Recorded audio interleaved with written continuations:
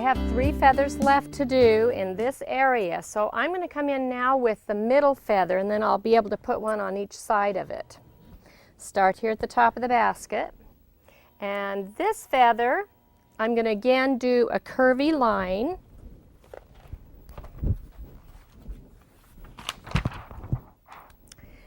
Like this.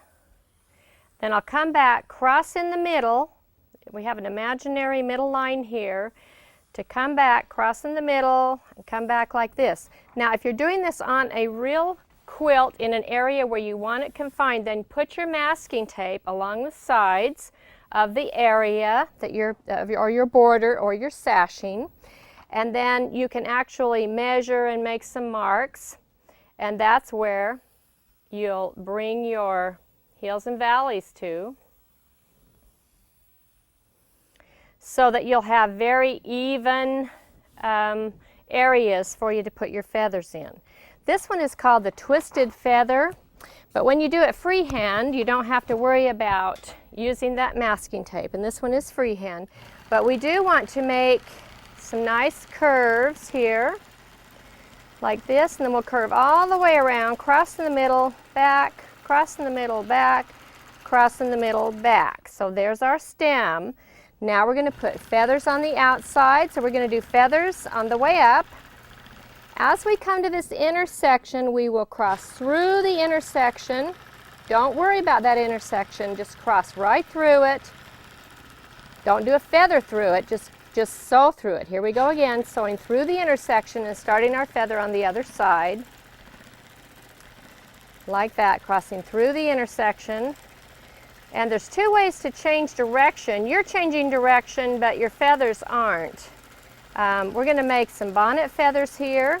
Those were just straight feathers. Now you see I'm coming down the stem. My feathers are still headed toward the edge of the, toward the end of the feather. All these feathers are going that way. I didn't come around and change direction on that. So down through the intersection. But I changed direction. First I was headed up the feather, and now I'm headed down the feather. Every time I come to the intersection, I just sew through it, through the intersection, and then start my next feather. You have to set yourself up for that feather. Now I'm going to do the inside feathers. It doesn't matter if you do the inside or outside first, or even if you cross. Sometimes you'll do inside, sometimes you'll do out. Doesn't make any difference. As long as you go through that intersection and not worrying about putting a feather there, just go right through it. Now at the top of this last feather, this would be a beautiful dead end feather, I'm going to do little kissing feathers, and it's important for you to really catch on to that because we're going to do those in several other places. So as I come up like this, I'm going to come halfway over, follow across the top of the feather to set myself up for the feathers coming down.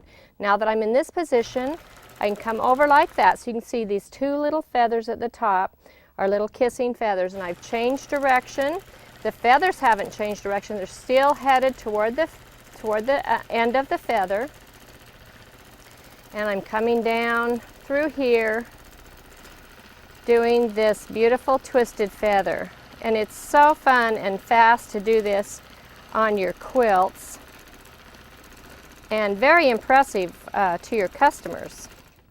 And then of course we could come back in and put 2003 or 2004, whatever year it is that you want to put into that feather.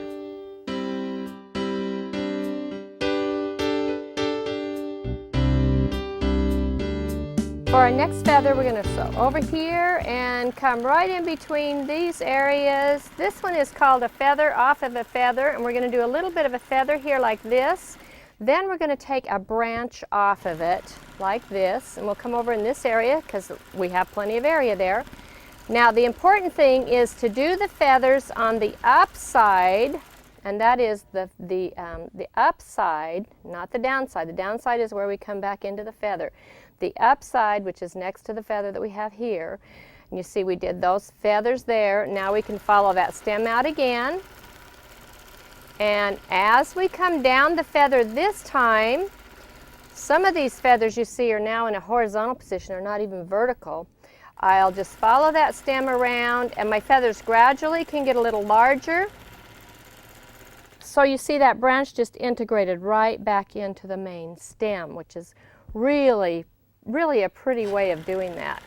So you can come out with a branch anywhere you want, or even just 2 or 3 little feathers like that, then come out again, and then as you come back down, you integrate that branch right back into your main stem of your feather. And we're going to come all the way down here like this. Then we'll come up with our double feather. You know, double stem feathers are so much prettier than single stem feathers. Once you start doing double stem feathers, the single stems look so weak, they don't look like a feather. Those double stems really look nice, even triple stems. Okay, so now you know you can come out anywhere that you need to fill in an area, you can come out with another feather.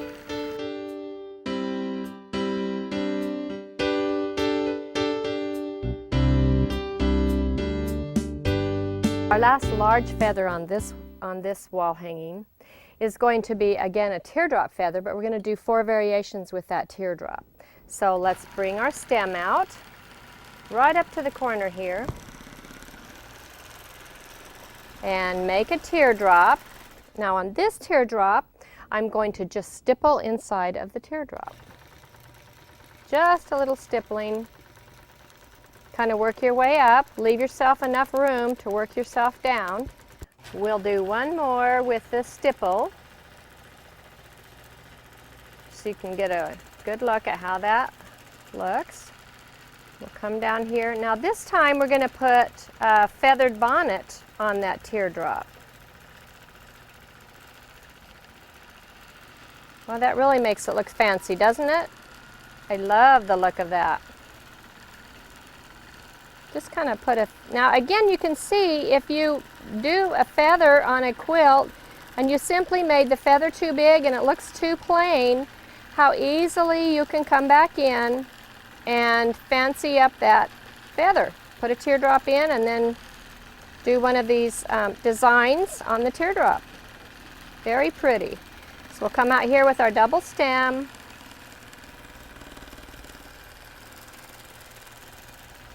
And this time I'm going to, if you remember how we did these little kissing feathers on the twisted feather, I'm going to come inside of this one and I'm going to do these little feathers and do little kissing feathers at the top.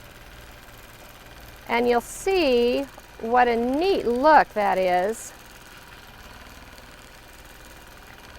As you come in and do that little feathered design on the inside. Almost makes it look like a little pine cone in there.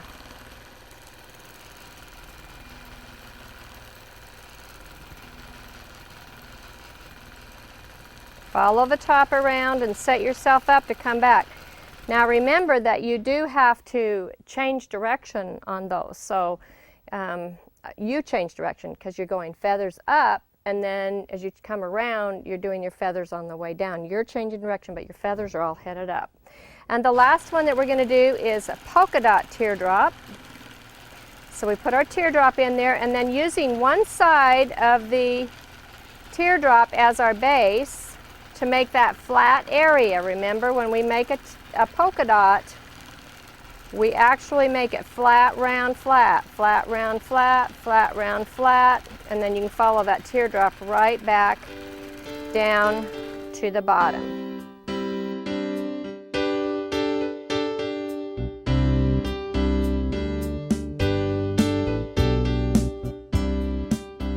We're going to put a feathered star in the area that we have blank here. And to do that, we're going to use the star template with this circle around it. The star is on the inside. Fits through the foot, right through the opening, like that. And we'll go down and bring up our thread. I like to just pull that thread underneath the template there and hold on to it. Turn my speed down a little bit. And if you keep your foot right against the side of the template, it's going to make a perfect star. There we go. So that's our star template. Now we're going to put feathers on that star, and I think this is really good exercise for you in order to learn how to put feathers anywhere. The feathers at the end and the point of the star and on the inside are perfectly straight, and the other feathers all point toward the outside. So on the inside here I make a straight one, and then they point toward the outside, straight, point, point, straight, point, point, straight, and I'll draw that out on a piece of paper for you. I think it's a little easier for you to see exactly what I mean, so you can see how we have feathered this entire star, and because you're changing direction on those feathers. So if you have a star here, something like that, your feathers on the outside points are going to be straight, and on the inside points they're going to be straight out. So your feathers are going to be straight, lean toward the outside, and then straight, lean toward the outside, straight, lean, lean, straight. So that's what I'm talking about when I say straight feathers on the outside and the inside points.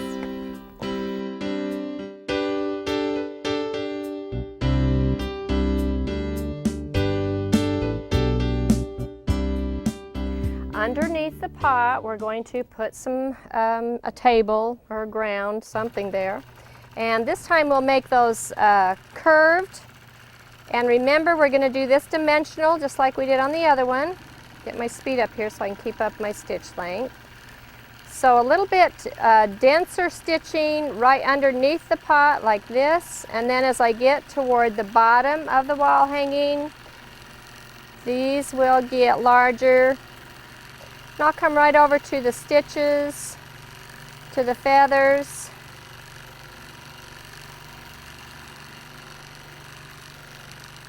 Like that. Now I'll go down and bring up my thread. And the very last thing, and we could have done that when we were over here, if I had remembered. I simply forgot that I was going to do that. And that would be to echo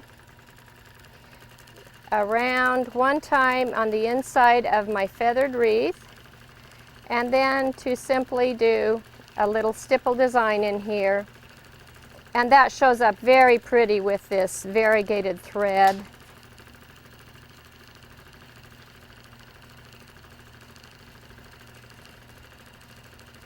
The colors come out very nice, and that also sets this off, this wreath, so that it becomes quite a focal point of this particular wall hanging.